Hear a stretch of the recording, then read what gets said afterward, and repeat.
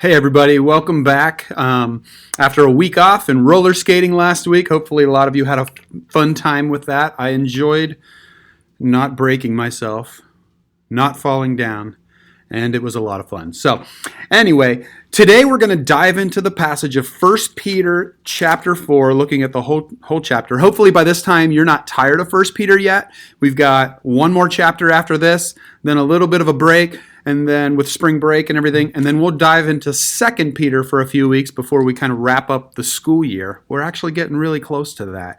But 1 Peter chapter 4, you've already read this now and made some observations. And so I just tonight want to walk through just some basic observations that I have and just highlight some things that I think are really important for you. And so this passage starts out in verse 1. Therefore, since Christ suffered in his body, arm yourselves with the same attitude. And so here, a really important thing to notice, all of what comes after this is built on Christ's suffering. And because he suffered, now we have something to do. So since Christ suffered, if you look back at chapter 2, I'm going to read a part of this. It gives the example of Christ's sufferings. And here's what he says in chapter 2, verse 21. To this you were called because Christ suffered for you, leaving you an example that you should follow in his steps. He committed no sin, no deceit was found in his mouth. When they hurled their insults at him, he did not retaliate. When he suffered, he made no threats. Instead, he entrusted himself to him who judges justly. He himself bore our sins in his body on the tree so that we might die to sins and live for righteousness. By his wounds, you have been healed.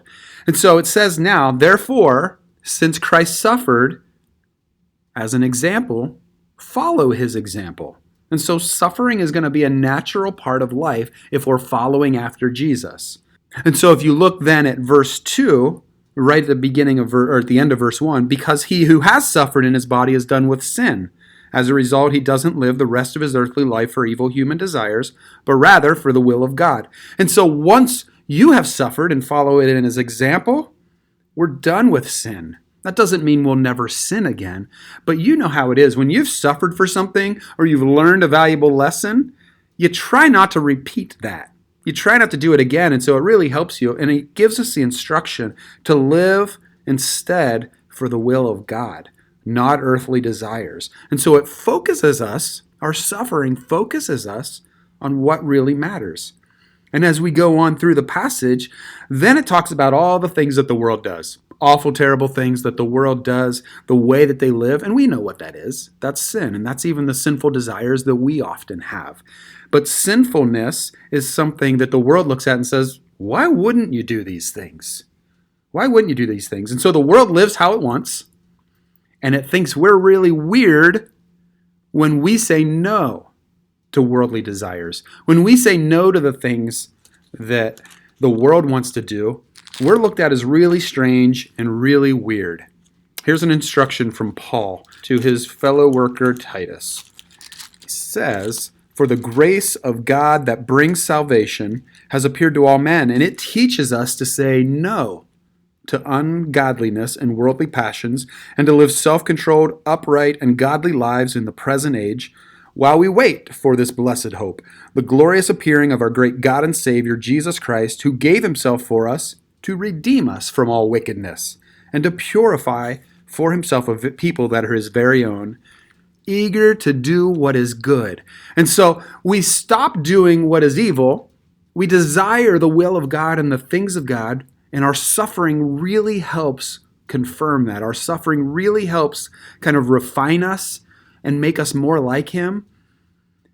And it focuses us on what really matters, but then it allows us to then be eager to do good instead. If we skip on down in this chapter, verse 7 then says, the end of all things is near. The end of all things is near. So whether for our earthly lives or whether for all humanity and all human history, he says, think clearly and be self-controlled. Now, why does he want us to do that? Especially when the end is coming closer? So that we can pray. That's a weird instruction. Our focus is actually in prayer and in relationship with God as the end gets closer. Oftentimes we may think, let's work harder and harder and harder as the end gets closer. And instead he's saying, I want you to pray.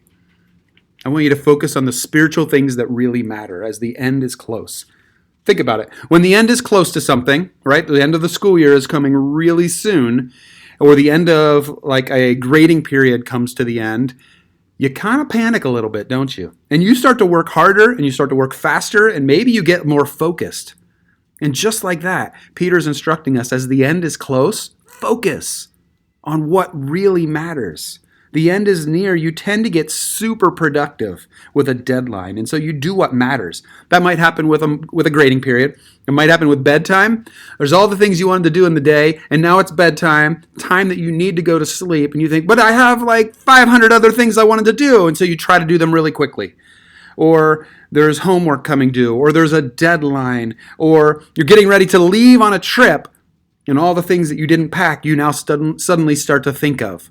It's kind of like that. When the end of things is near, we need to be clear-minded, we need to be self-controlled so that we can pray and we can focus on the things that are really, really important. Verses 8 through 11 give us some instructions of how to focus, how to do those things.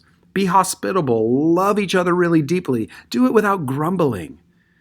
And then use your gifts. Use the things that God has gifted you with to serve others, to love others, to teach others, to give to others.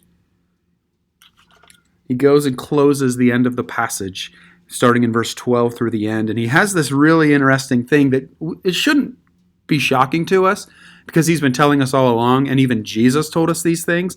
But he says, "Dear friends, do not be surprised at the painful trial you are suffering as though something strange were happening to you." He says, don't be surprised.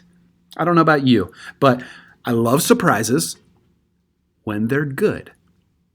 And I hate surprises when they're bad, especially if I have plans and I've already planned to do things and I have my whole schedule mapped out. And then if there's a surprise that changes those plans, I have a really hard time adjusting. And I get pretty frustrated by that. Especially something that would be suffering or would be a trial. Now, if we're going along our path and we have no plans and somebody surprises us with something wonderful, we'll gladly accept that surprise and it's exciting. But he's saying, be prepared for the bad things and just know they're coming. So here's the thing. When you know there's something bad coming, you know there's going to be a tough day coming up, or you know there's going to be a difficult situation or a person you need to talk to or something that's going to be a real struggle, you can be prepared for that, and then you're not surprised. You're not surprised. So surprise can be the worst when it's negative, and it can be the best when it's great. But when negative things aren't a surprise, it's easier to bear that burden. It's easier for us to handle those things when it's not a surprise. And Peter wants us to prepare for that. He wants us to know that the painful trials and the sufferings of life shouldn't surprise us. We should expect those things. Now, the question is, how are we going to respond? Are we going to respond with hope? Are we going to respond with joy? Are we going to respond in devotion to Christ and greater commitment to Him? Or are we going to throw up our hands and give up and despair, fall apart, shake our fists at heaven and say, why? Or are we going to say, no, I'm going to rejoice that I get to participate in the sufferings of Christ, and I'll be overjoyed that God's glory can be made clearer through me. So a couple reminders as we look through this passage. Don't be surprised. Be prepared. Let people think you're strange. The world wants to do all kinds of things.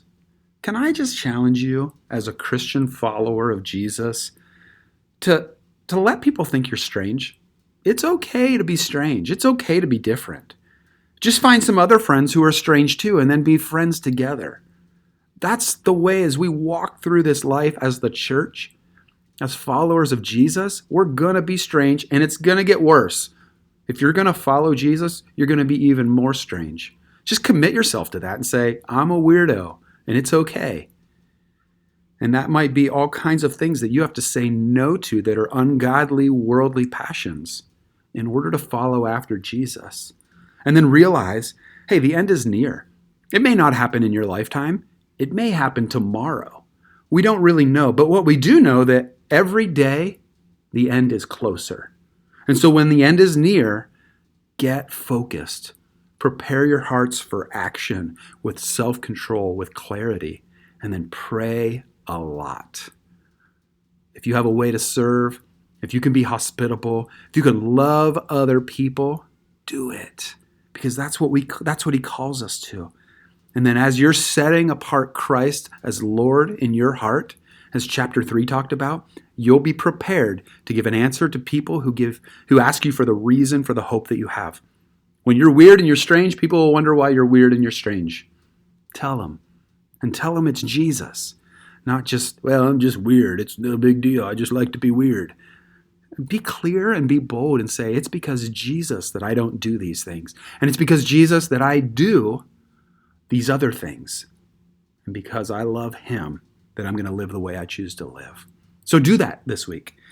Because he suffered, follow the example. Let people think you're strange. And don't be surprised. Don't be surprised. Be prepared.